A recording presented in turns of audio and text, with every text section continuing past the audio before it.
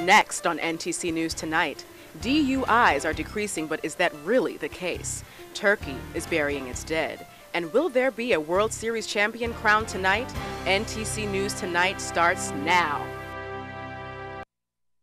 From the Northern Television Center at Northern Illinois University in DeKalb, you're watching DeKalb County's only television news source. This is NTC News Tonight. College campuses around the nation are notorious for binge drinking. But what happens when students get behind the wheel after a night out? Good evening, everyone. I'm Jason Frummer. And I'm Gabrielle Wright. Thanks for joining us.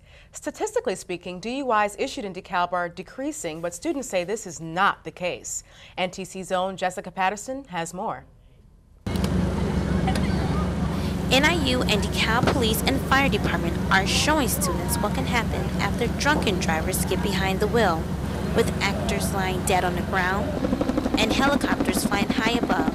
NIU Police hopes this dramatic scene will discourage most drivers from driving while drunk. As you can see behind me, the 3-car pileup, the broken windows, the dents, the roof removed. It serves as a reminder to not drink and drive. Police also hope that their late-night ride service will keep people from boozing and then cruising. And with a 50% decrease in the number of DUI arrests in the last year, police believe this service is indeed working. So I think programs like that probably help the decrease in the numbers that you mentioned. However, once it turns nighttime, students say DeKalb roads are still not safe. Because we almost witnessed an accident. What? And people like that, what would it take for them to hit us on the side doing this? And some drivers like Caesar Servin even admit to driving while under the influence. I get home, so I know I'm pretty good at drunk driving. Otherwise, I wouldn't be home. I'd probably be dead by now. So if the roads are unsafe, yet the number of DUI arrests is decreasing, some may wonder, are people still drinking and driving? The statistics say less people are, but students say otherwise. Reporting from DeKalb, I am Jessica Patterson, NTC News Tonight. Thank you, Jessica. DeKalb officials say the drop in DUI cases is because of better education and the university's taxi services. A suspended NIU student has been arrested in connection with a shooting. Former NIU student Krishawn Scott was arrested and charged on Tuesday with the shooting that occurred in the VCB parking lot last month.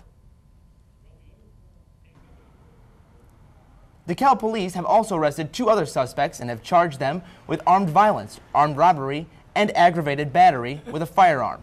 Police say that the shooting was a drug deal that went badly. Scott was enrolled in NIU for the fall semester, but was suspended and banned from campus. He has no criminal history and is being held on a $300,000 bond. His next court appearance will be November 28th. If you receive a paycheck from the university and are an NIU employee, now you can easily stay informed about the pension debate in Springfield. NIU launched the website yourpension.niu.edu to help employees understand how the changes will affect them.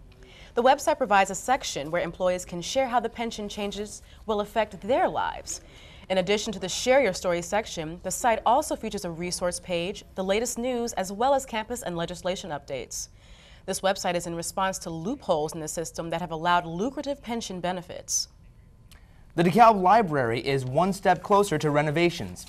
During this week's City Council meeting, nearly 24 people spoke in favor of closing a portion of 3rd Street. Other residents, though, were vocal in their concerns about the aesthetics of the library. They worry that by closing that portion of 3rd Street, they're losing a visual history. The next public hearing will be held on November 14th. The hearing will decide if, in fact, 3rd Street will be vacated and when construction begins.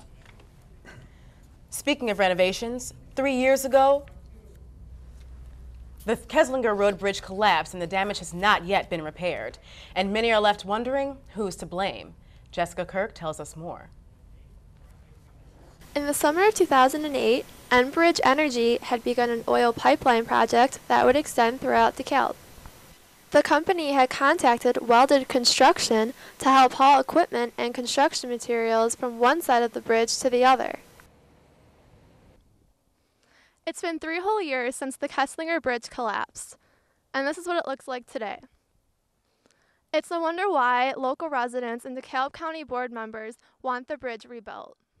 DeKalb County engineer Nathan Schwartz has started the process of litigation for a lawsuit against the companies in order to gain financial assistance to repair the bridge. If we can get a check for $1 million tomorrow, I think we could have a new bridge next year. Lorraine Little from Enbridge Energy said they have not yet seen a copy of the lawsuit and prefer not to comment on it at this time. DeKalb State Attorney Clay Campbell has said frustration is the main reason why the county has decided to sue. When it became apparent to me that the companies that were, in my opinion, responsible for the collapse of the bridge were unwilling to come forward and properly compensate the county for the bridge, we felt we had no recourse but to file suit. Whether the county wins the lawsuit or not, Kesslinger Bridge will still be rebuilt. In DeKalb, I'm Jessica Kirk, NTC News. Thanks, Jessica. People who live near the bridge now have something positive to look forward to since repairs on Gerler Road Bridge are about finished. A special screening of an upcoming PBS documentary is coming to NIU. A free screening of film producer Kate Robinson's Saving Philanthropy will be held on Friday from 2:30 to 4 p.m. in the Barcema Alumni and Visitor Center. The film addresses nonprofit organizations and how they have been able to impact and stay true to their missions. The screening is open to the public and free parking will be available. It's late October and you know what that means? Pumpkins and Sycamore's annual Pumpkin Festival. Starting yesterday, the Lions Club of Sycamore checked in pumpkins decorated by children who lived in the area, and they're on display in front of the lawn of the courthouse and will remain there until the end of the festival. Some events this year include the Giant Pumpkin Contest, Pie Eating Contest, a magician, and a carnival. The Pumpkin Festival ends on Sunday. Speaking of pumpkins, Halloween is Monday, and the DeKalb Fire Department has a few tips on keeping safe during the spooky holiday. The fire department suggests that while buying costumes, look for labels that say flame resistant on the tag. Kids should steer clear of candles and jack-o'-lanterns on steps and porches. And if you spot kids playing with matches or lighters, notify an adult right away. And now that we're on the subject of trick-or-treating, Zach Sunset is here to give us our trick-or-treating forecast. Well, I'm going to keep that a kind of a surprise. I'll have the details on Halloween, kind of the element of surprise like Halloween is. But if we take a look at Friday's outlooks, kind of a mix of sunshine and rain tomorrow. Some parts of the state might see rain like our area, Chicago, maybe even Rockford. But look, places like Moline and Kankakee might see some sun. But I'll have all the details on your weekend's forecast and Halloween when we come back. Stay tuned. You're watching NTC News Tonight.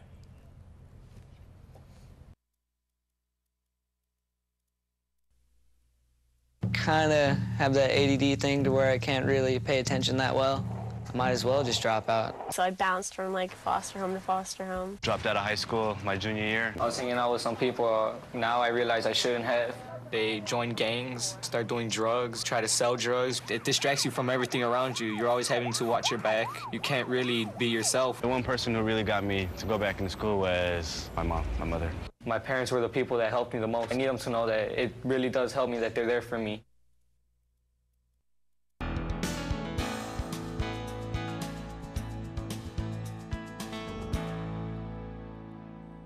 Well, welcome back, everyone. Not a bad day today. Passing clouds, sun came out from time to time, but these breezy conditions we had today kind of kept us pretty cool.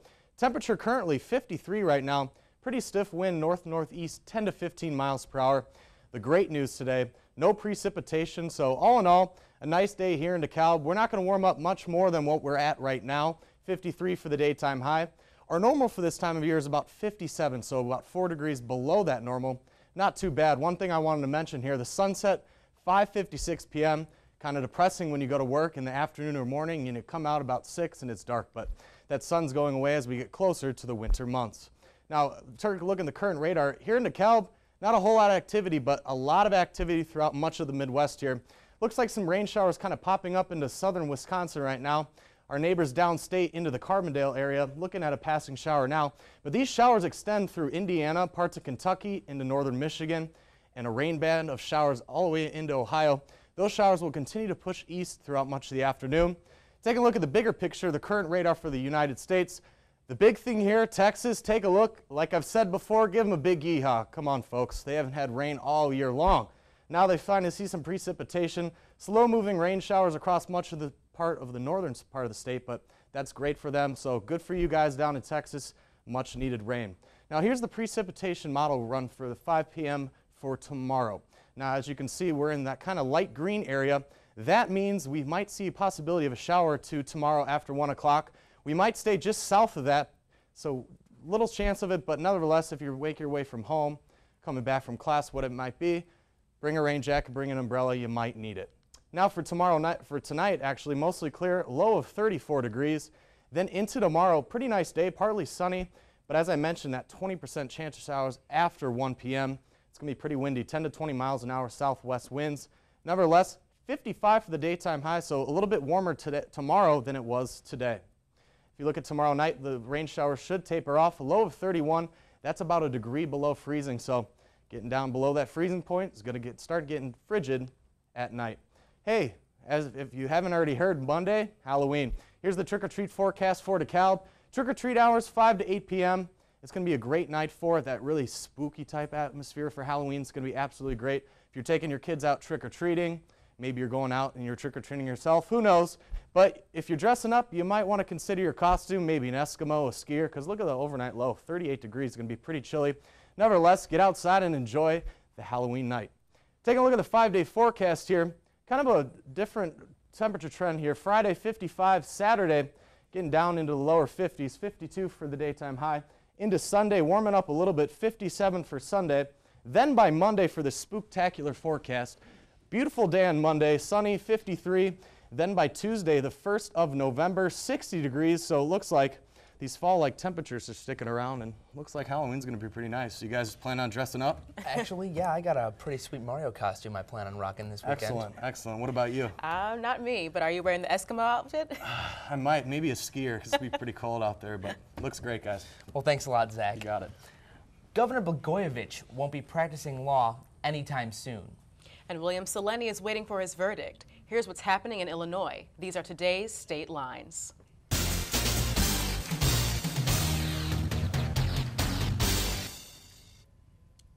The Illinois Supreme Court has suspended Rod Blagojevich's law license. The former governor is awaiting sentencing on federal corruption convictions.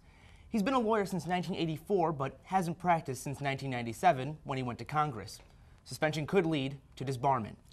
Also in Springfield, jury deliberations have begun at the trial of longtime Illinois power broker William Selene.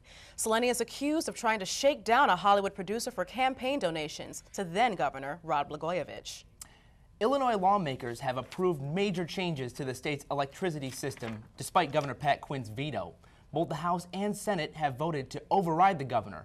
The legislation allows ComEd and Ameren to raise rates to pay for improving the electrical systems.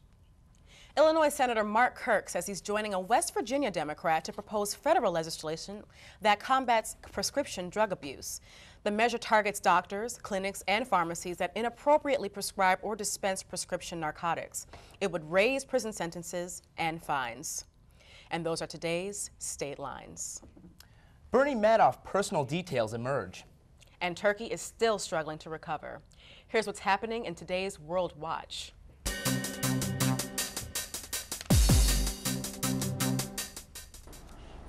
The death toll from a massive earthquake that shook eastern Turkey over the weekend is now more than 500.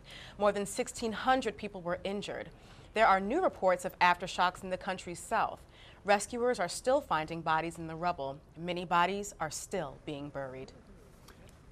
Bernie Madoff's wife says she and her husband attempted suicide a few years ago.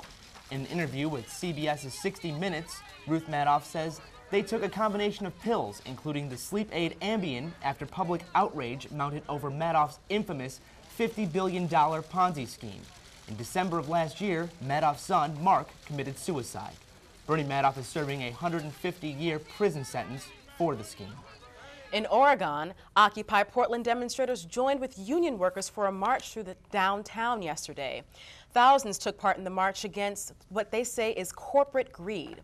Hundreds of Occupy Portland demonstrators have been camped out in 2 downtown squares since October 6th. The Occupy movement started with Occupy Wall Street in Manhattan and has spread to cities across the U.S. and the world. Also on the West Coast, Occupy Oakland protesters returned last night after clashing with police earlier in the day. The violence between police and protesters escalated after demonstrators allegedly pelted officers with bottles, rocks, and paint. Police then fired tear gas to disperse the crowd. A two-time Iraq War veteran was seriously injured during the incident. And that's today's World Watch.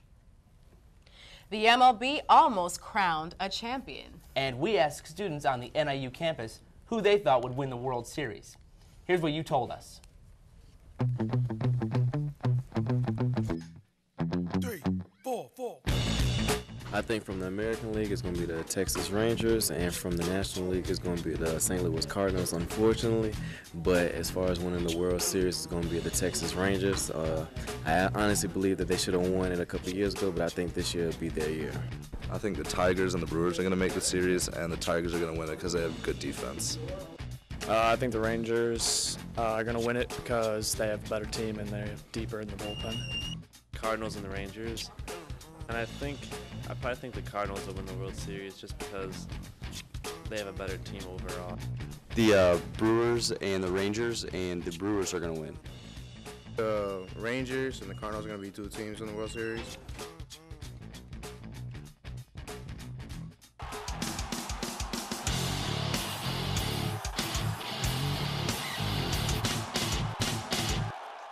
Well, there certainly is a buzz over the World Series on campus. It's time for NTC Sports, and Joe Olmo joins us now. Yeah, guys, it actually looked like most of them got the right predictions, for the World Series. Well, after weather threats postponed Game 6 of the World Series last night, the Texas Rangers and St. Louis Cardinals will resume play tonight in St. Louis. The Rangers will have 2 chances to clinch their first ever World Series starting tonight. Kobe Lewis takes the bump for the Rangers.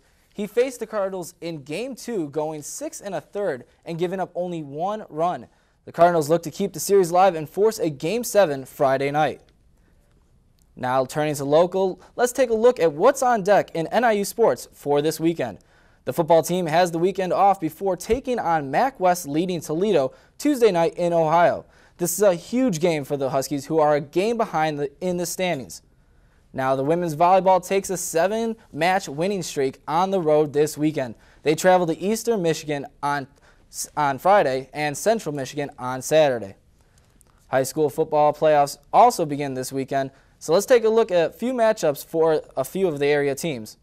Undefeated Canelan takes on Belvedere, while Sycamore looks to upset King High School out of Chicago.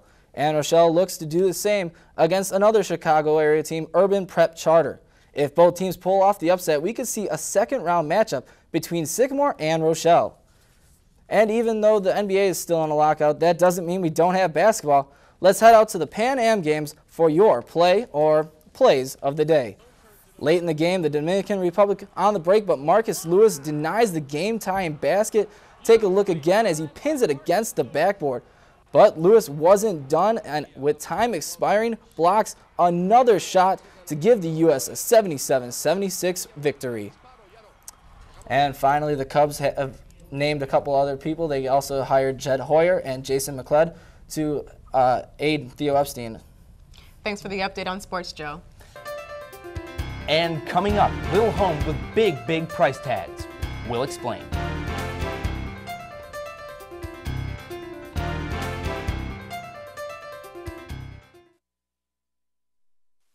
I'm in the Honors Program here at NIU. The Honors House is a place where honors students can live together. I lived in the Honors House as a freshman, so I got to meet people right off the bat. I was with students who were in the same kinds of classes as me. So living in the Honors House just meant I had that group to start off with. Living with other honors students made all the difference in my experience, so why go anywhere else? Northern Illinois University, learning today, leading tomorrow.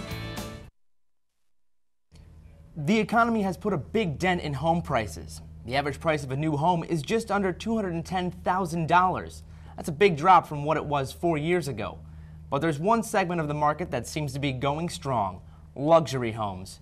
Take a careful look, because these luxury homes are actually backyard playhouses for upscale families.